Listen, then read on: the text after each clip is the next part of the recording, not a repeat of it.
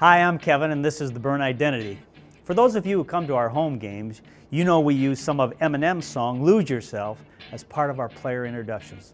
Look, if you had one shot or one opportunity to seize everything you ever wanted in one moment, would you capture or just let it slip away? You own it. You can never let it go. This opportunity comes once in a lifetime. I can't sing and rap, but you get the idea. The 2017 Ravens have to own this Sunday at M&T Bank Stadium when we host the Bengals. Win and we're in. It's that simple. And let's keep it that simple. Let's not get to the point where we're worrying what the Bills and Titans are doing. Let's take care of business ourselves. Beat Cincinnati and we're in the playoffs.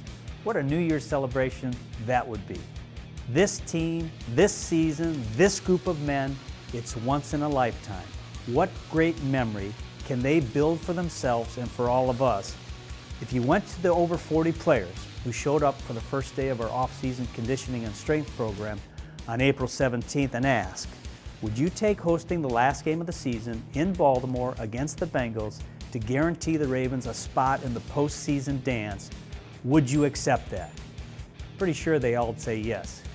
Getting to this opportunity is why the players pushed those sleds, some to the point of vomiting, it's right around the corner by the way, and lifted those weights and jumped and exploded into change of direction. It has paid off. We're here, and it's not going to be easy. It never is. Doesn't matter what the odds makers and reporters predict. This will be a hard game. It's the Bengals. It's a rivalry. It's their playoff. It's all they have. And they would love to break all of our hearts. And they have top talent like A.J. Green and Andy Dalton, Carlos Dunlap, Dre Kirkpatrick, and Big Geno Atkins. They won't go quietly into the night.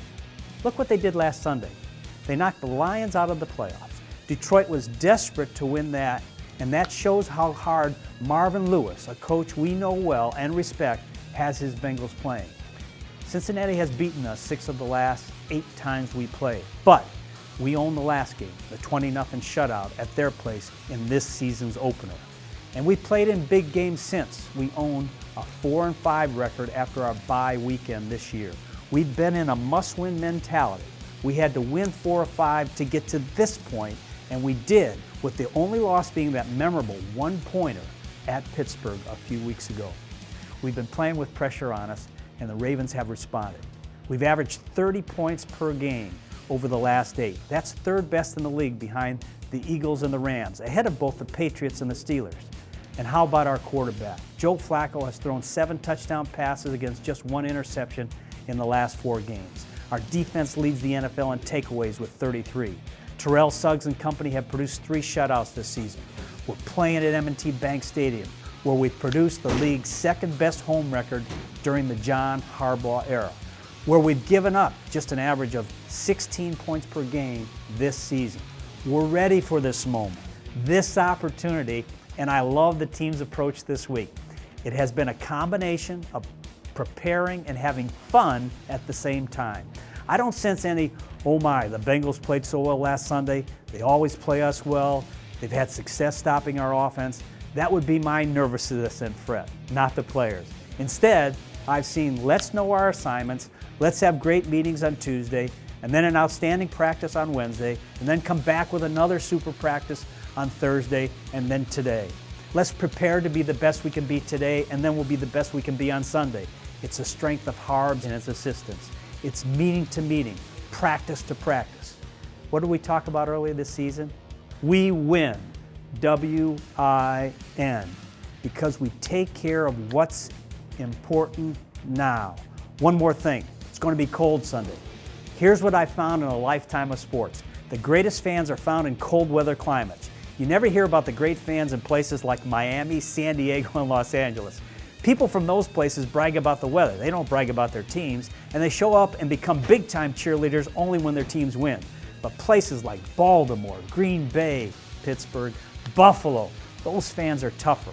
They delight being in the stands and overcoming rough weather. They cheer when snow comes barreling down. They stand strong against winter winds.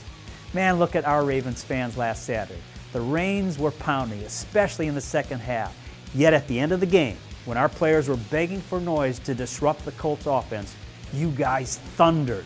For sure, by that time, There were fewer than 50,000 of you left at the game, maybe closer to 40,000, but you were loud and it bothered the Colts.